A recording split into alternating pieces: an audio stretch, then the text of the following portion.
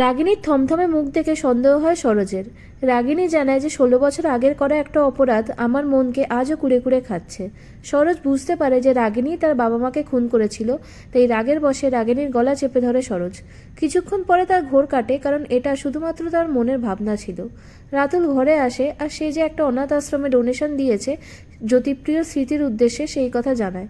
রাগিনী বলে জ্যোতিপ্রিয় তার মৃত স্বামী, কিছুদিন পরে ওনার মৃত্যুবার্ষিকী, তাই সে একটু আপসেট। সরোজের মনে পড়ে যায় যে সে রাগিনীর স্বামীর ছবি দেখেছিল, আর দর্শক হিসেবে আমরা বুঝতে পারি যে লোকটি আর কেউই নয়, সে হলো সরোজকে গাইড করা তার স্যার। সবার মিশ্র প্রতিক্রিয়া দেখে সরোজিনী খুবই কনফিউজড হয়ে যায়। সে বুঝতে পারে না যে বাড়ির লোকজন আদেও তার করা ভিডিওটা দেখেছিল কিনা। কিন্তু সরোজ এই জিনিসটা বুঝতে পারে না যে তিনজন ভিলেন কিভাবে তার সামনে ধরা পড়ার ভয় নাটক করে যাচ্ছে। এদিকে অর্ণবের বাড়িতে খোঁজ নিতে যায় রণ, আর দেখে যে অর্ণব বাড়িতে নেই।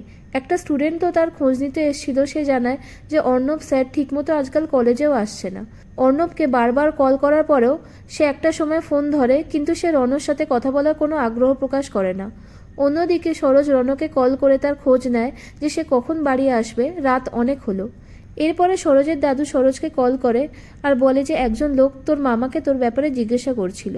সরোজের বুঝতে বাকি রইল না যে কেউ তার ব্যাপারে ডিটেলস জোগাড় করার জন্য লোক লাগিয়ে দিয়েছে। এরপরে রণও বাড়িতে আসে আর সরোজকে বলে, আপনি আমার জন্য ওয়েট কেন করছিলেন? আপনারা মেয়েরা না খুব কমপ্লিকেটেড হন।